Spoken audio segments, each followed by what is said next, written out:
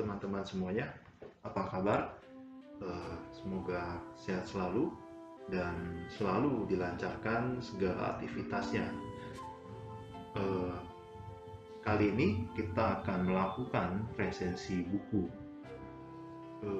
Buku ini berjudul Lembaga Penjamin Simpanan di Indonesia, ditulis oleh Dr.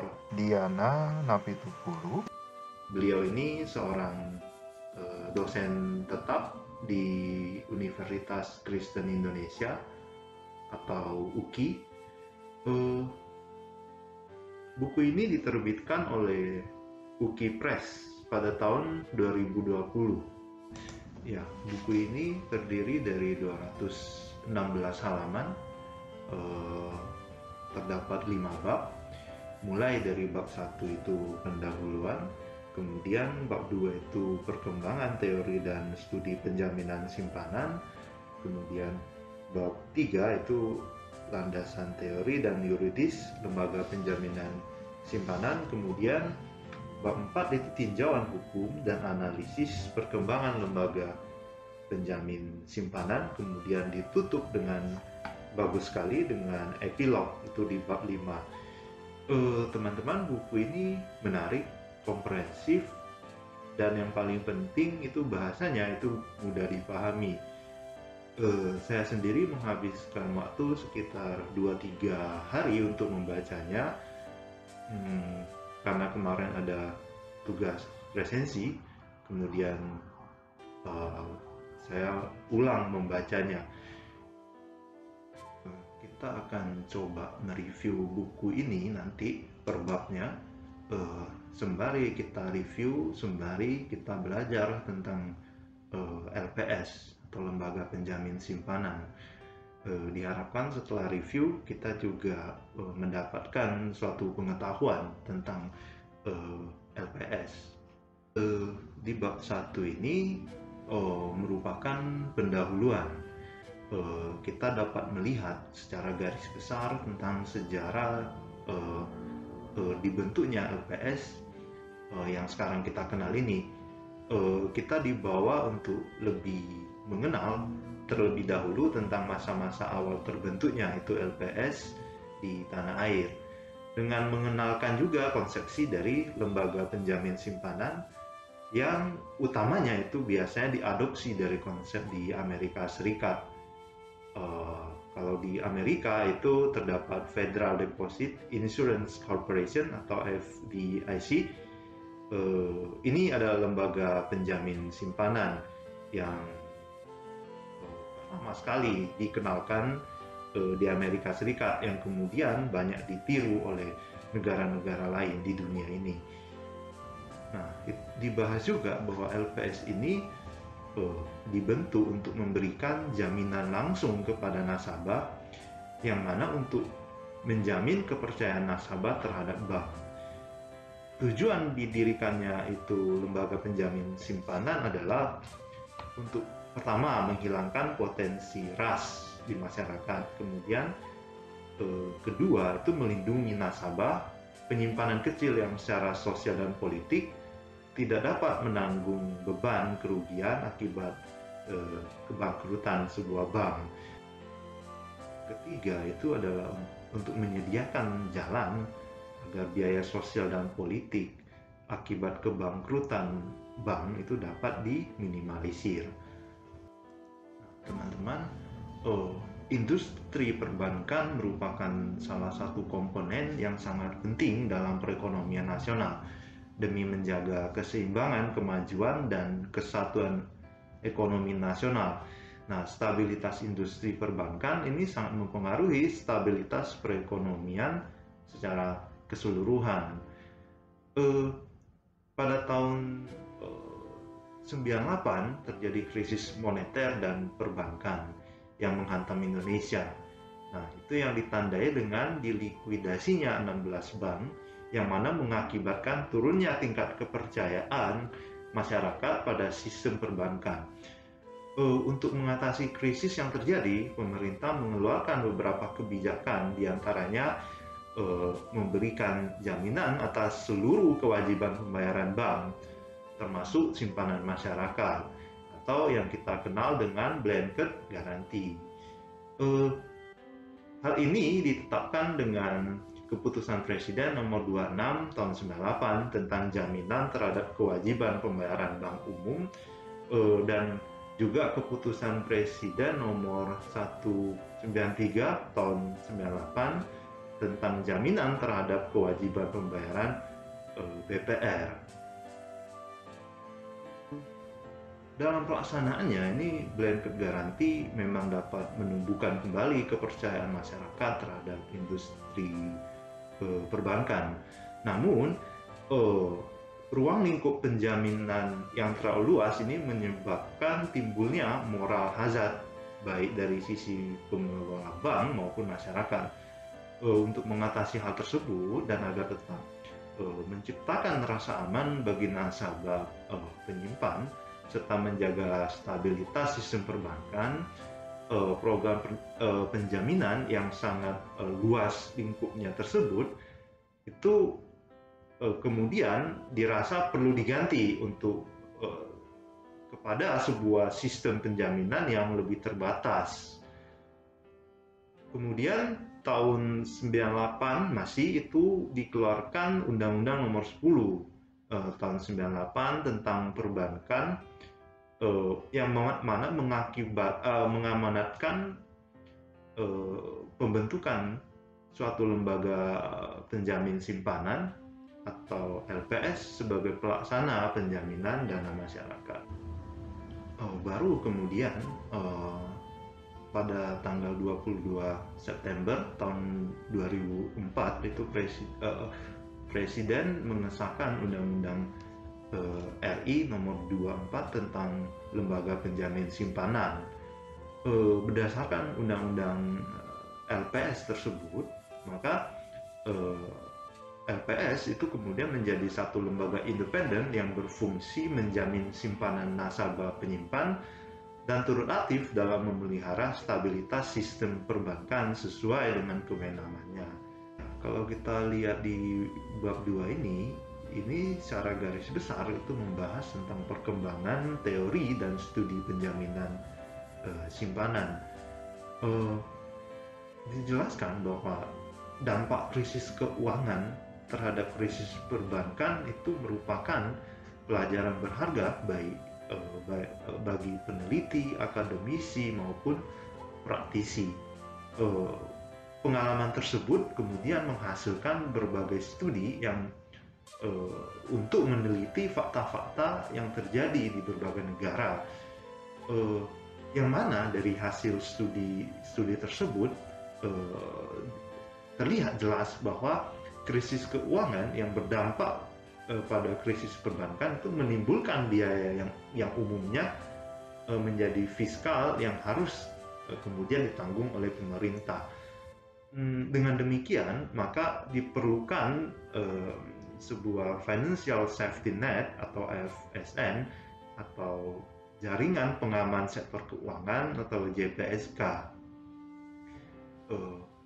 Kemudian program-program yang direkomendasikan oleh JPSK pada umumnya berfokus kepada upaya-upaya memberdayakan lembaga keuangan agar fungsinya dapat jadi lebih efisien dan efektif melalui berbagai deregulasi. Studi-studi mengenai penjaminan simpanan telah banyak dilakukan menurut penulis. Pada umumnya, mereka mempunyai kesamaan pendapat bahwa keuntungan negara mempunyai lembaga penjamin simpanan adalah mencegah pemborosan biaya likuidasi suatu bank gagal. Pada umumnya, para peneliti sepakat bahwa keberadaan penjamin simpanan yang dikaitkan dengan peranannya dalam menjaga perbankan ini masih menjadi kajian yang menimbulkan pro dan kontra. Nah, timbulnya pro dan kontra ini pada umumnya karena menurunkan disiplin pasar dan adanya moral hazard yang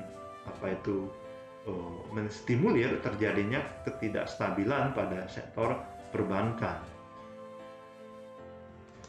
Nah, penulis juga mengutip pandangan ahli yang berpendapat bahwa penjaminan simpanan akan mengurangi eh, rasa bagi para penabung untuk turut serta dalam mengawasi bank di saat bank menawarkan tingkat suku bunga yang tinggi, yang mana hal ini akan berpengaruh terhadap tingkat kedisiplinan bank dalam mengelola usahanya.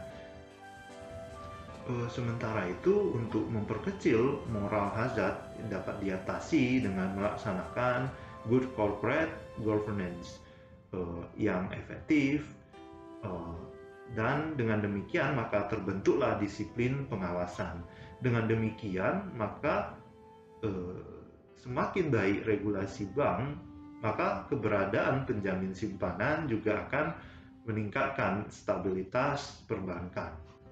Penulis juga mengutip pendapat dari berbagai ahli yang mengatakan bahwa terbentuknya sebuah lembaga penjamin simpanan di sebuah negara umumnya itu adalah setelah mengalami krisis keuangan dengan alasan untuk memudahkan, untuk meyakinkan para pihak kepada institusi perbankan. Kemudian karena adanya saran dari lembaga keuangan internasional, misalnya IMF atau Bank Dunia, ketika mereka melakukan asistensi atas krisis suatu negara. Sampai dengan September 2020 terdapat 93 negara yang mendirikan sistem penjamin simpanan. Pada umumnya itu tiap negara mempunyai satu penjamin simpanan saja dengan status di bawah pemerintah atau sebagai pemerintah. Namun ada juga negara-negara yang memiliki banyak LPS. Misalnya di Australia itu ada 4, kemudian di Kanada ada 10, kemudian di Jerman ada 8, dan lain sebagainya.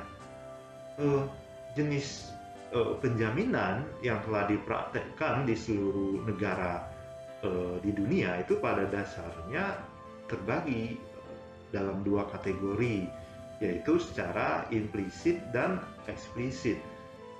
Penjaminan secara implisit itu dilaksanakan tanpa melalui suatu lembaga khusus, tetapi dilaksanakan oleh lembaga yang sudah ada, yaitu misalnya bank sentral atau departemen keuangan di saat terjadi bank gagal. Sedangkan secara eksplisit itu dilaksanakan oleh lembaga khusus yang dibentuk oleh pemerintah untuk melaksanakan program penjamin simpanan, baik apakah ada bank gagal ataupun tidak. Itu seperti di Indonesia. Nah, teman-teman, bab 3 dan bab 4 ini bisa dibilang adalah inti daripada pembahasan di buku ini. Bab 3 itu adalah tentang landasan teori dan yuridis, dan kemudian bab 4 adalah tinjauan hukum dan analisis perkembangan LPS. Nah, sehingga bab 3 dan bab 4 ini membuat kita mengenal lebih jauh tentang LPS, teman-teman. Kita tahu pembentukan LPS ini tidak lepas dari peristiwa krisis ekonomi pada tahun 98. Saat itu banyak bank yang dilikuidasi pemerintah, kemudian kepercayaan masyarakat kepada perbankan juga merosot drastis, sehingga banyak terjadi rush atau penarikan dana secara besar-besaran dari perbankan nasional. Agar tidak terulang, kemudian pemerintah itu mengeluarkan kebijakan memberikan jaminan untuk seluruh simpanan masyarakat di perbankan yang berupa tabungan atau deposito dengan syarat dan ketentuan tertentu. Kemudian yang kita kenal dengan blanket garanti. Nah, kemudian kebijakan blanket garanti ini di satu sisi dapat menimbulkan kepercayaan masyarakat, tetapi kemudian di sisi lain itu menjadi membebani keuangan negara, dan kemudian sisi negatifnya yang lain itu adalah dapat menimbulkan moral hazard bagi pelaku perbankan dan nasabah. Kemudian dengan mempertimbangkan dampak negatif tersebut serta memperhatikan membaiknya kondisi perbankan, kemudian kebijakan blanket guarantee ini diakhiri pada tahun 2005. Namun pemerintah menilai bahwa suatu bentuk penjaminan simpanan masih tetap diperlukan untuk memelihara kepercayaan masyarakat terhadap industri perbankan, yang mana juga dapat meminimalisir resiko yang membebani anggaran negara atau resiko yang menimbulkan moral hazard. LPS ini terbentuk setelah diundangkannya Undang-Undang LPS nomor 24 tahun 2004 pada tanggal 22 September 2004 dan mulai berlaku efektif 12 bulan setelah diundangkan, yaitu 22 September 2005. Undang-Undang LPS ini juga pernah diubah dengan Undang-Undang nomor 7 tahun 2009. LPS ini adalah lembaga independen yang dibentuk berdasarkan undang-undang. Sesuai dengan pasal 2 ayat 3 Undang-Undang LPS, bentuk dan status LPS ini disebutkan sebagai berikut. Yang pertama itu merupakan lembaga independen, transparan, dan akuntabel dalam melaksanakan tugas dan wewenangnya.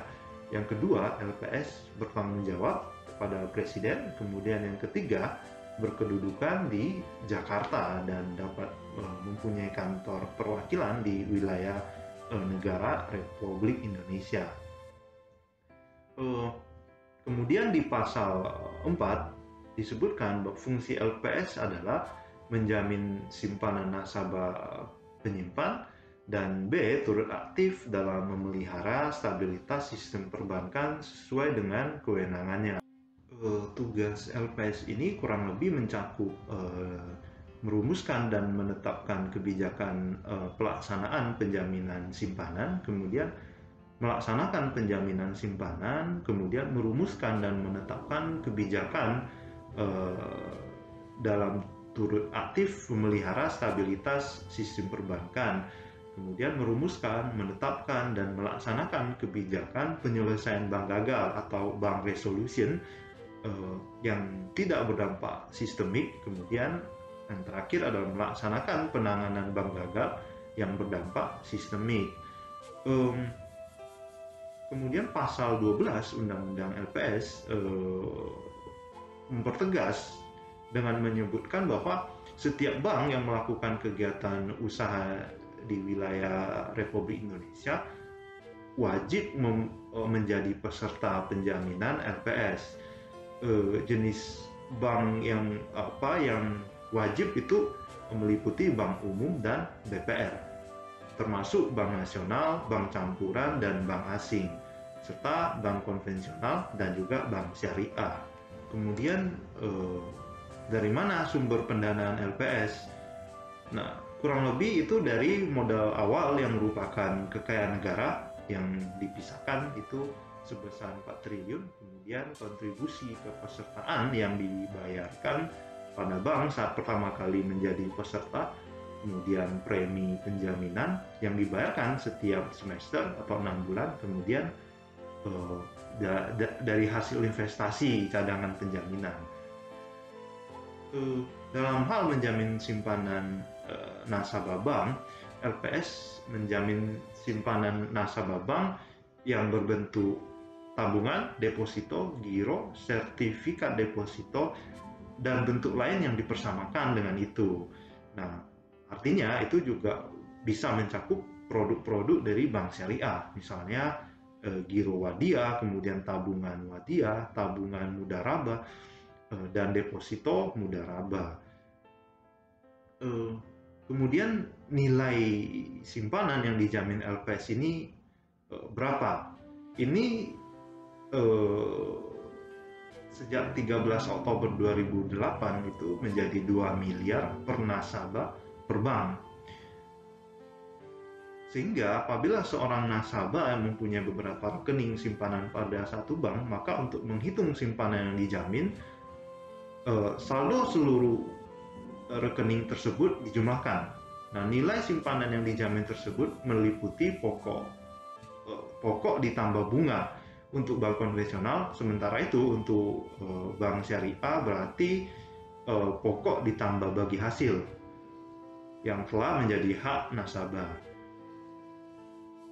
Nah, dalam perkembangannya itu jumlah simpanan yang dijamin LPS itu berubah-ubah sesuai dengan perintah undang-undang. Yang mana 6 bulan pertama sejak beroperasinya LPS, atau tepatnya itu sampai Maret 2006, yang dijaminkan adalah seluruh simpanan berupa tabungan, giro sertifikat deposito, dan yang dipersamakan dengan itu. Kemudian 6 bulan berikutnya itu yang dijaminkan itu paling tinggi 5 miliar. Kemudian menjadi 1 miliar setelah Maret 2007. Kemudian terhitung sejak April 2007, simpanan yang dijaminkan itu paling tinggi 100 juta. Nah, kemudian berkembang setelah krisis perbankan di Amerika Serikat dan gugurnya beberapa bank di sana, maka 13 Oktober 2008 terbit Perpu nomor 3 tahun 2008, kemudian yang juga ditetapkan menjadi UU nomor 7 tahun 2009 untuk mengubah undang-undang yang pertama itu tahun 2004 nomor 24. Nah, terjadi penambahan kriteria ancaman krisis yang berakibat merosotnya kepercayaan masyarakat terhadap perbankan dan membahayakan stabilitas keuangan untuk mengubah nilai simpanan yang dijamin. Berdasarkan PP nomor 66 tahun 2008, maka simpanan yang dijaminkan oleh LPS itu menjadi 2 miliar per kakak, per kartu keluarga. Nah, teman-teman, di samping melaksanakan program jaminan, LPS juga mempunyai tugas untuk menangani bank gagal, baik secara sistemik maupun tidak.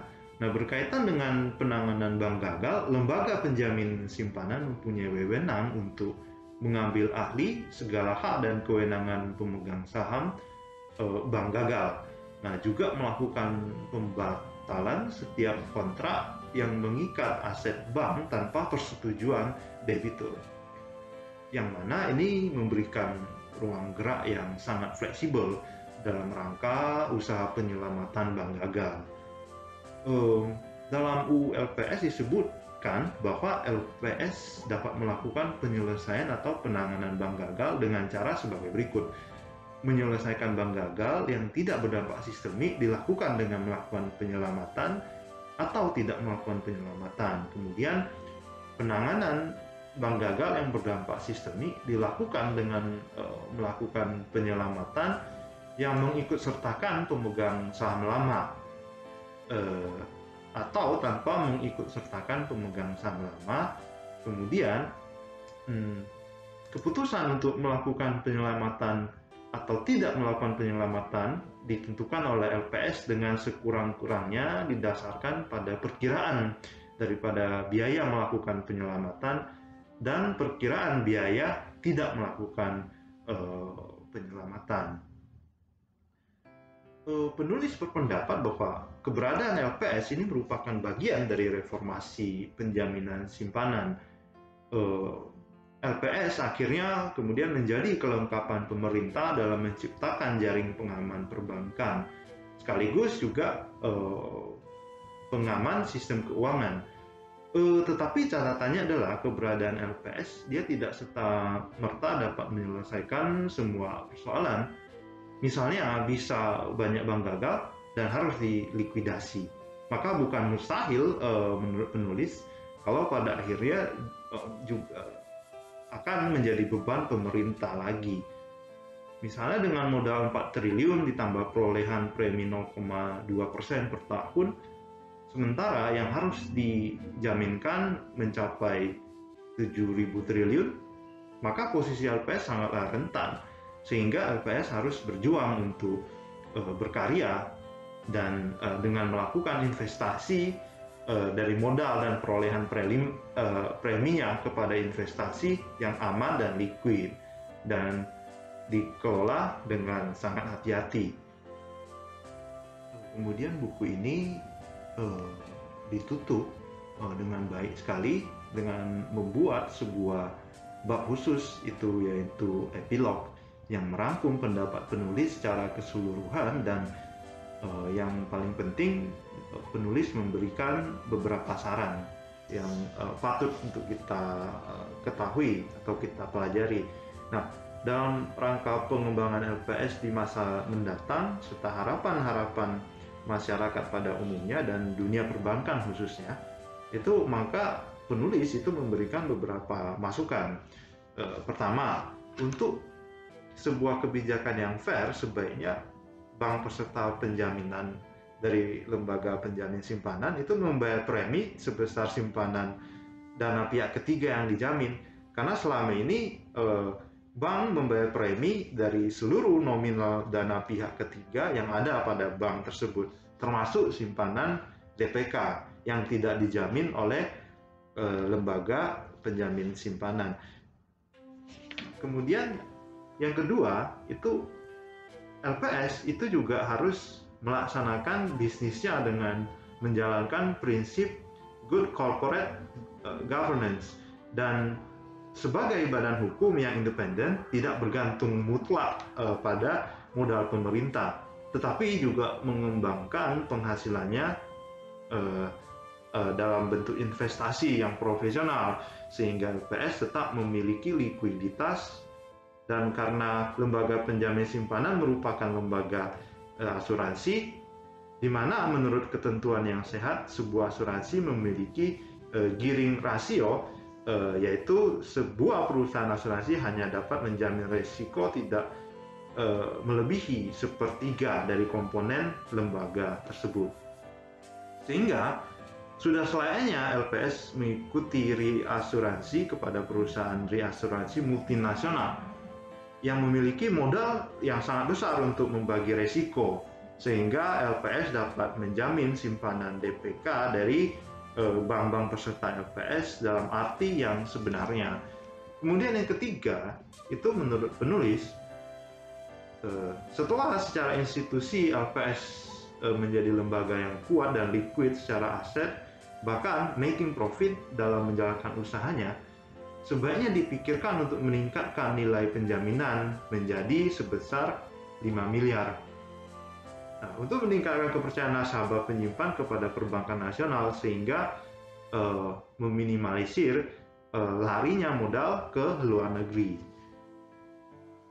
Kemudian yang keempat, belajar dari penanganan penjaminan sejak krisis di Indonesia tahun 97 dan belajar dari krisis ekonomi yang mengakibatkan Trust Bank di AS yang berimbas dengan bangkrutnya bank-bank besar di negara tersebut. Bahkan pusaran krisis di Amerika Serikat telah berimbas ke Eropa, Jepang, dan beberapa negara lainnya, maka LPS harus menyiapkan diri untuk melakukan spesifikasi dalam penjaminan simpanan nasabah atau investor dalam berbagai bentuk. Investasi dengan besaran nominal yang misalnya dibentuk sesuai dengan produknya, yaitu lembaga penjamin untuk simpanan di bank-bank besar yang simpanannya relatif lebih besar. Kemudian lembaga penjamin yang simpanan di bank-bank kecil. Kemudian lembaga penjamin untuk produk-produk investasi yang dikeluarkan oleh lembaga keuangan bukan bank, yang diakui oleh BI dan Menteri Keuangan, seperti dana reksa, SUN, SUP, dan sebagainya. Kemudian menurut penulis, pemerintah Republik Indonesia juga harus cepat dan tanggap mengantisipasi perkembangan dan pertumbuhan LPS dalam rangka upaya tetap menjaga stabilitas industri perbankan di tanah air. Maka penulis juga memberikan dua masukan kepada pemerintah. Yang pertama, kondisi bangkrutnya bank-bank di negara Amerika Serikat yang berimbas pada krisis ekonomi global, yang walaupun bagi sebagian pengamat ekonomi mengatakan bahwa dampak tersebut tidak signifikan bagi Indonesia. Tetapi hal itu seharusnya menjadi early warning atau peringatan dini bagi pemerintah, bukan hanya sekedar untuk melaksanakan jaring pengaman sektor keuangan seperti yang sekarang dilaksanakan oleh LPS, tapi juga harus segera membentuk Financial Stability Framework atau FSF yang dipikirkan dan dilaksanakan secara solid antara pemerintah, BI, LPS, dan OJK, sehingga penyelesaian krisis ekonomi di negara kita ini punya tidak hanya bertindak sebagai pemadam kebakaran saja, tetapi juga menyelesaikan masalah sampai ke akar persoalan.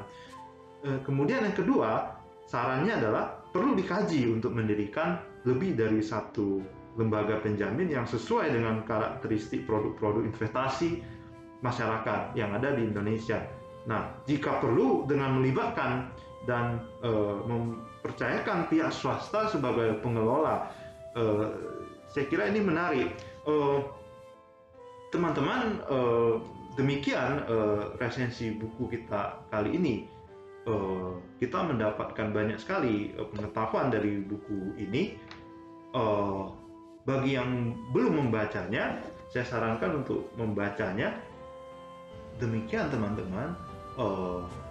Kembali lagi saya ingin katakan bahwa buku ini menarik dan komprehensif secara keseluruhan, dan bahasanya itu mudah dipahami bagi kita. Saya kira baik untuk umum, untuk S1 atau S2 itu sangat mudah untuk mencernanya gitu. Semoga sesuai dengan janji saya di awal tadi bahwa kita mereview buku ini sekaligus juga menambah wawasan terhadap apa yang dibahas di dalam buku ini. Demikian teman-teman pembahasan kita kali ini. Sehat selalu dan tetap semangat dalam menjalani aktivitas apapun di dalam hidup teman-teman. Terima kasih.